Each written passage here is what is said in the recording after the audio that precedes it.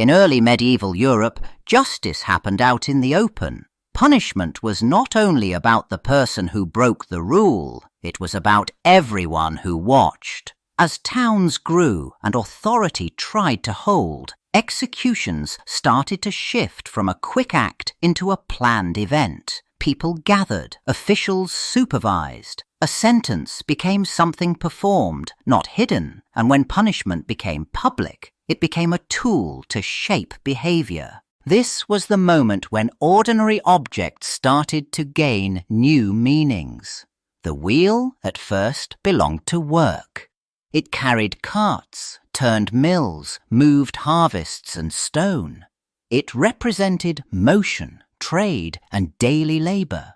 No one built it to hurt anyone, but it was everywhere, and everyone understood what it did. That familiarity mattered. Because when authorities looked for symbols people could instantly read, the wheel already spoke a common language.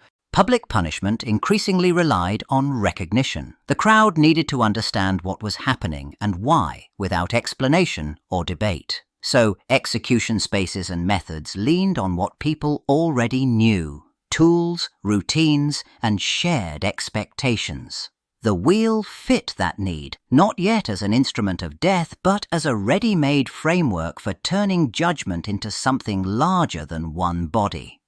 The groundwork for terror was laid before the terror arrived. Once the idea took hold, the wheel stopped being just a piece of equipment and became a sentence.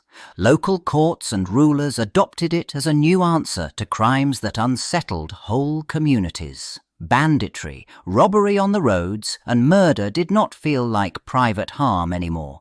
They felt like open challenges, so punishment shifted. It aimed past the condemned and toward everyone watching.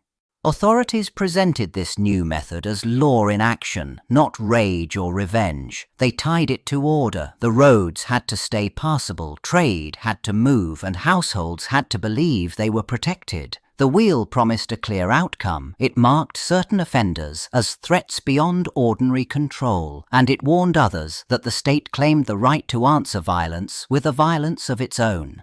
Publicness mattered from the beginning. The sentence worked best when people heard about it, when they saw that punishment had been decided, carried out, and witnessed.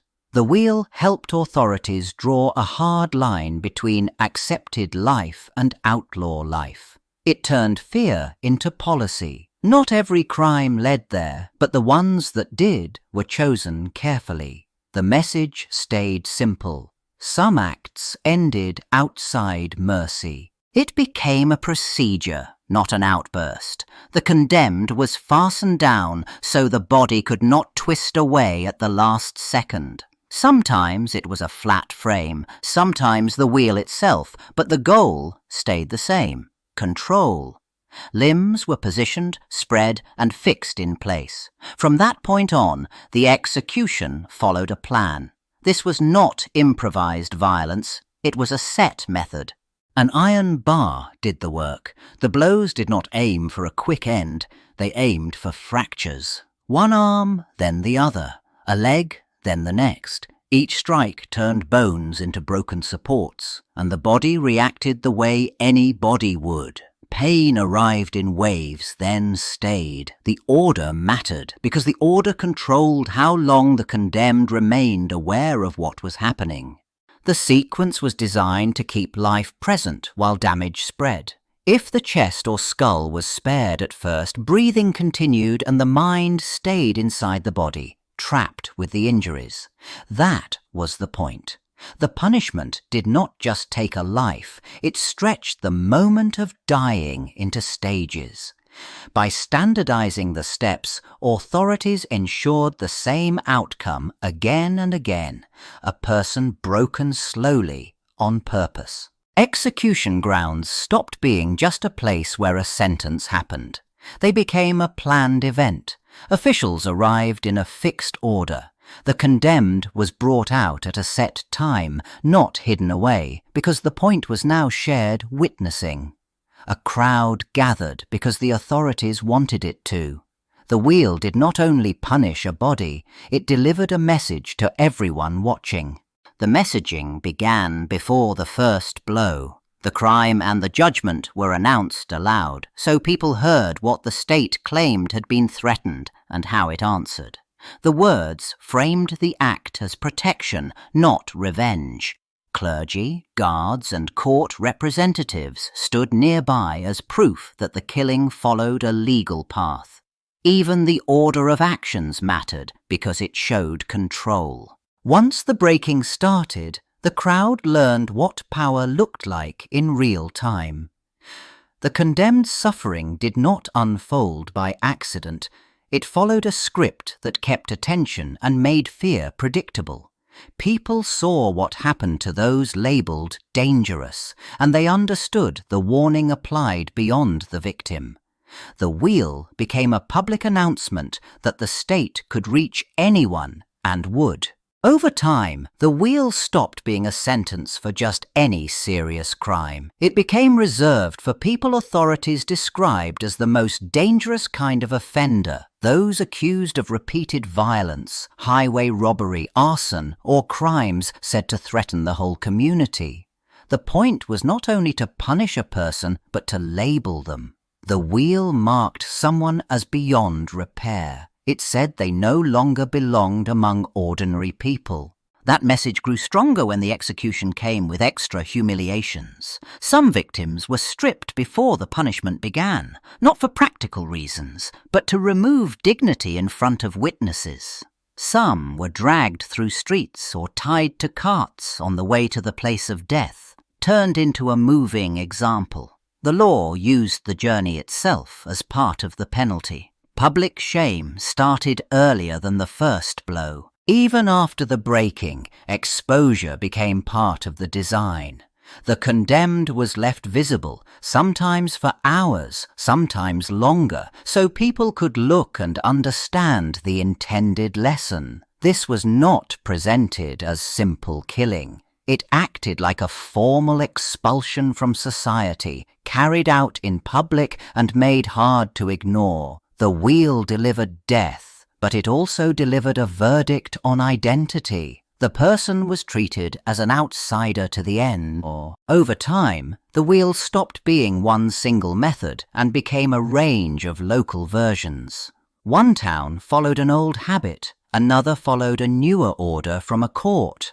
The basics stayed familiar, but the timing changed. Some places aimed to keep the condemned alive as long as possible. Others allowed a quicker end. That difference mattered because it changed what the sentence meant. These changes often centered on what people called mercy. Mercy did not mean no suffering. It meant the executioner delivered a killing blow earlier, sometimes at the start, sometimes after the limbs were broken. Courts wrote it into sentences as a reward for confession, status, or cooperation. In other cases, it came quietly, shaped by local custom. The same crime could end with very different deaths. And there was another force at work: money. Bribes did not erase a conviction, but they could change the pace of dying. An executioner who held back a final blow could prolong terror. One who struck sooner could end it. That power turned the scaffold into negotiation. The punishment still happened in public, but its most crucial detail, when death arrived, could shift from law to opportunity. After the blows ended, the punishment did not. The broken body was lifted back onto the wheel, not for the crowd, but for everyone who came later. It was raised on a pole and carried out to the edges of the city or set beside a main road where carts and travellers had to pass. The message was no longer shouted, it stayed. This display changed the wheel into something like a public sign that never closed. People who missed the execution still learned the lesson. Merchants, pilgrims, children on errands, soldiers on the move, anyone entering or leaving saw what waited for certain crimes. The body decayed in place, and time did the rest. Fear lasted longer than any speech. Authorities controlled more than death.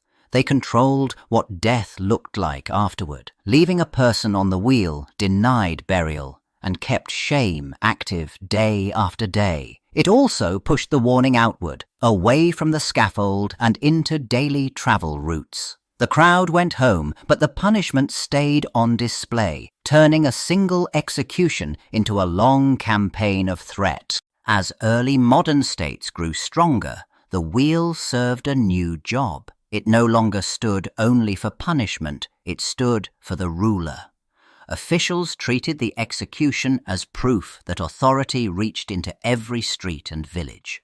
Crimes that challenged public order, especially robbery and murder, were answered with a sentence meant to be remembered. The message sounded simple in practice. The state saw, judged, and crushed. The process became more formal. Courts produced clearer records, and the written sentence spelled out the sequence and timing, leaving less to local improvisation. Officials arranged who attended, who announced the ruling, and how the condemned was presented to the crowd.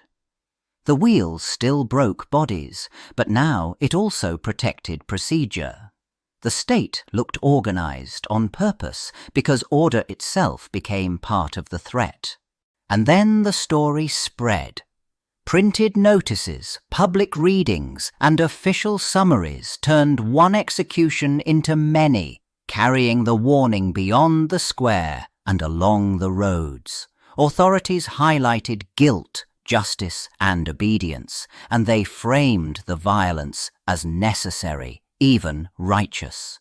Each detail served the same goal, to make fear feel legitimate. The wheel became staged proof that sovereign power did not need to negotiate. By the 18th century, the wheel faced a problem it could not solve with tradition. People began to doubt it. Writers and legal reformers treated extreme public pain as a failure of government, not proof of strength. Punishment, they argued, had to serve law, not rage. If the goal was deterrence, then a sentence that looked like torture risked turning the state into the criminal. That criticism matched a larger shift inside courts and administrations. Judges and officials increasingly wanted sentences that looked consistent, predictable, and controlled. New legal thinking emphasized proportion. The penalty had to fit the crime in a way that could be explained on paper, not just performed in public. Under that logic, the wheel became hard to defend. It was irregular, dependent on executioners, and openly designed to prolong suffering. So jurisdictions began to move away from it. Some abolished it outright. Others replaced it with punishments presented as quicker and cleaner, even when they still meant death. The language changed first, then the practice followed. Officials talked about humanity, reform, and order. The wheel, once useful as a public lesson, now looked like an old instrument of terror.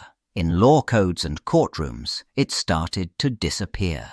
In modern law, the breaking wheel no longer belonged. Courts stopped ordering it, states stopped staging it, and the public square lost one of its most brutal scripts. That absence mattered because the wheel once worked only when everyone saw it. Now it survived in a different form, as evidence.